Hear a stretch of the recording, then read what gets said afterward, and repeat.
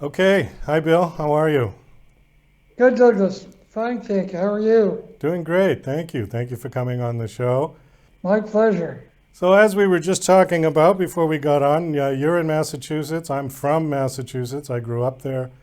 I haven't lived there since 2005. I moved to Las Vegas in 2005. Where are you in Mass? I'm in Marion, which is a little town straight south of Boston on the water. How come I've never heard of it? What is it near? Between New Bedford and Fall River, Oh, okay. You're way down. All right. next to Mattapoisett and Ron. It's a little tiny town, 4,000 people. Yeah, I probably have driven through it and didn't even know it. Anyways, you're here to promote a book. Your book is called The College Shrink. I noticed on your website that you had a couple of other books. So this is your third published book? That's correct. Okay. Is there a theme that runs through the books, or are they all different? I think the theme, Douglas, is that it's people typically from well off backgrounds who are not ready for their new chapter in life, whether it's first book parents forcing their kid to go to an elite private high school, which he's not prepared for. Second book, women jettisoned by her husband and kids, not ready for a life alone. Third book, uh, young adults going to off to college and they are not prepared for a new campus or campus with a new environment um, with new challenges they never faced before. And that's the college shrink, which is the third book. All right. Is any of this from personal experience? Uh, yes and no, I guess. None of it's about me or my family, but it's all driven by things that I've watched and witnessed over years. So it's a combination of many, many, many people. Did you have a career as something, or have you been just a writer your whole life? Did you do something else? No, I'm a Harvard Business School guy. Don't Oh, hold that against me. okay. And I did four startups and finally said, time for something different, sort of like you. And I took up the writing. So you were an entrepreneur for many years, yeah? Yeah, it is. And if you think about it, starting a company and writing a book both begin the same way, which is with a blank piece of paper. So that begins the creative process. Well, that's a good point. Yeah, most startups start from zero. And when you write a book, it certainly starts from zero. Writing a song is the same way.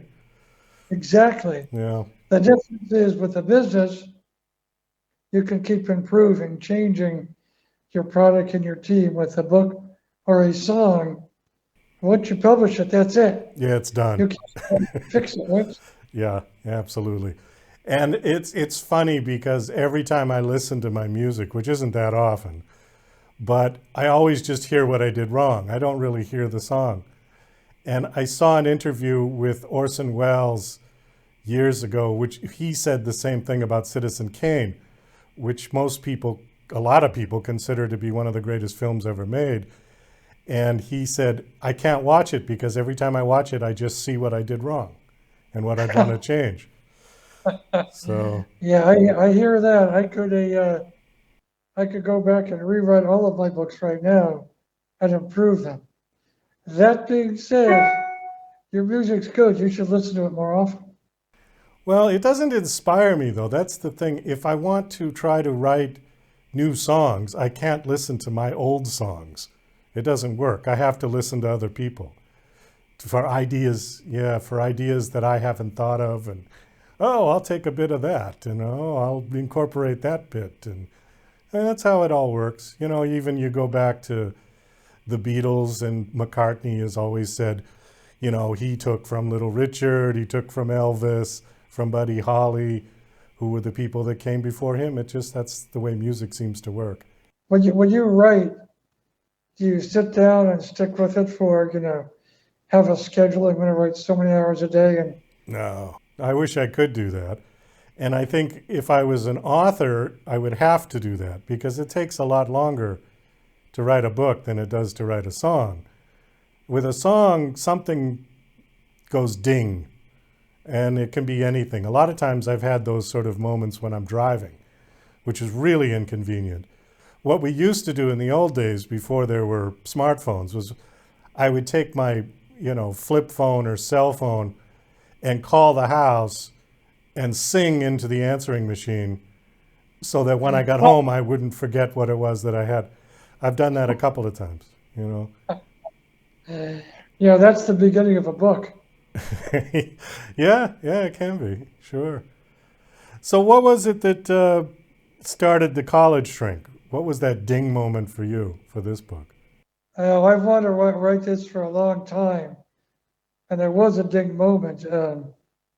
I got involved years ago with starting a school for underprivileged kids in Worcester, Massachusetts, which you probably know of Worcester, being a Massachusetts guy. Worcester has some tough areas, and we put together a plan and worked pretty hard on it. And I went to I called up the headmaster at the school my kids went to, and I said, "Hey, can I steal a little bit of your time? I want to take you through our plan." And I took it over. He read through it, and immediately he said, "Great plan. You need a psychologist." I said, "What?"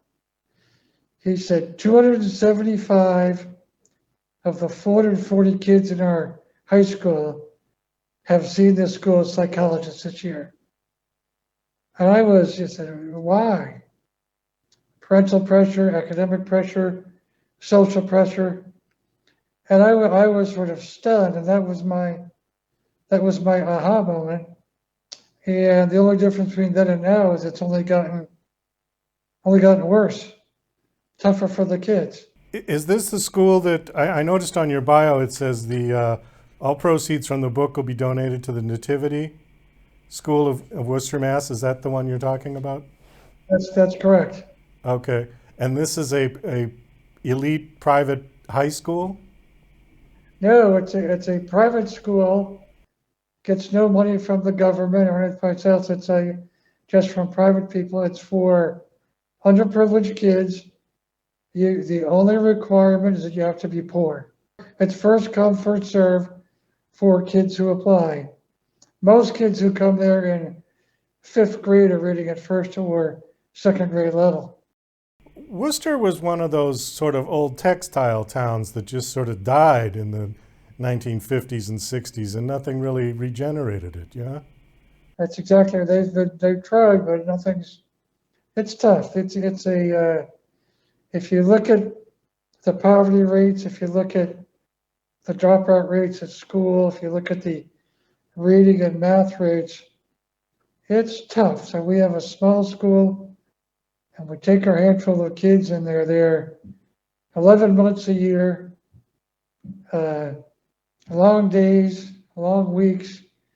And it's a safe place to study, small classes, and the people who work there create incredible magic every day. Well, that's fantastic. Yeah, my remembrances of Worcester is only the Worcester Centrum because I've been to several concerts there. I think I saw Elton John there in 1984. Is that still there? Is the Centrum still there? It's called the DCU Center, and if you walk about half or 2/3 of a mile, uh, you will see an enormous change in the community. Not for the better. I'm guessing fentanyl has been a big problem in Worcester, yeah? Oh, absolutely. The first kid I met there lived in a two-room apartment, single mom, 8 kids by 7 different fathers. In all, there were 17 people living in the apartment, a 2-bedroom apartment. How do you do your homework? How do you study? How do you do anything? You're sleeping on the floor. 17 people in a 2-bedroom apartment. That's amazing. Yeah, the kid I met had lived in 17 different places also by the time he was in the 5th grade, including 2 homeless shelters. Is he going? He's going to that school, to the nativity school. He graduated from there, he's out of college, he's a teacher now. Oh, that's wonderful. Well, that Yeah, happy ending story there. Yeah. great ending, great kid. All right. Well, I think on that we're going to have to wind this down. Thanks so much for coming on the show. Do you have a website you want to give out for the school or a personal one? Sure, wdhaylon.com. It's a neat book in that it addresses it's a novel, it addresses the issues that young people face: anxiety, depression, substance abuse, body image issues, suicide. 11% of college kids contemplate suicide. Wow. That's hard to fathom. Yeah, it is. The book is out now and it's available. Book is out, it's available. Take a look, we'd love to have you. Okay, great. Well, Bill, thanks again for coming on the show. It was nice meeting you, and best of luck with everything you're doing. Thank you, Douglas.